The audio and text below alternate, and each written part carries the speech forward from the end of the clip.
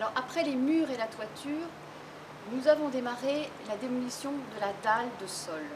Nous aurions bien aimé éviter la démolition de cette dalle de sol parce qu'elle marquait le lieu où beaucoup de choses se sont vécues ici. Des prêtres ont été ordonnés, des diacres ont été ordonnés, des baptêmes ont été célébrés, des mariages, toute une vie d'église. Donc c'est vrai que nous étions attachés à ce lieu.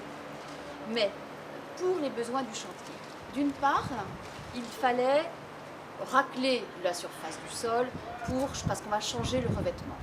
Il fallait creuser des tranchées pour le chauffage, pour la ventilation. Et d'autre part, nous avions au départ imaginé que nous allions garder le podium du chœur parce qu'il avait été créé en 2003, parce qu'on y tenait, qu'il avait été bien dessiné. Et puis quand on regarde sur la vidéo par exemple qui a été faite sur l'aménagement liturgique de la cathédrale, on s'aperçoit que le podium qui avait été fait en 2003, il est très anguleux et il est assez théâtral par rapport à la cathédrale déployée et cette double coque faite très en rondeur, très en courbe. Donc finalement, on a mis en route une petite équipe de réflexion avec des architectes, avec des liturgistes, pour se dire quel serait le meilleur dessin pour le chœur de la cathédrale déployée, pour avoir une vie liturgique la plus adaptée, la meilleure dans cette nouvelle cathédrale. Et du coup, on a décidé de supprimer le chœur, le podium qui existait. Donc voilà, encore une raison qui ont fait qu'on allait encore abîmer la dalle du sol.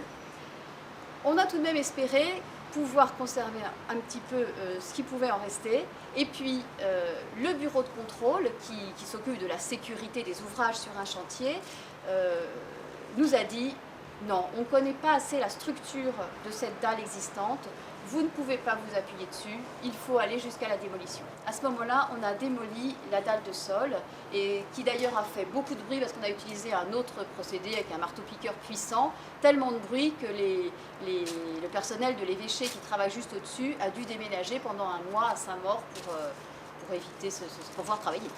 Dans les phases de construction qui vont suivre, la première chose, c'est faire les fondations avec des pieux de fondation disséminés comme il le faut sur le terrain. Et ensuite, recouler une dalle qui va reprendre la surface de la dalle de Stoskopf de 1978, qui, dans la zone de la nef, comme il en a été décidé, va venir en pente douce vers le chœur.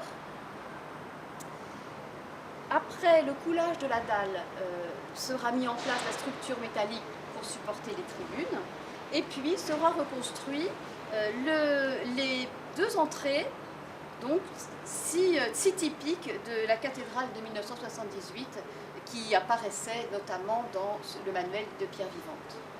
Cette phase de démolition, elle est bien conforme au permis de construire et elle était prise en compte dans les marchés de travaux des deux entreprises avec lesquelles nous avons signé.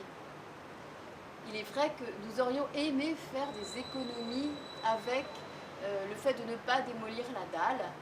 Voilà, on n'a pas fait cette économie-là, mais on est dans le cadre du marché.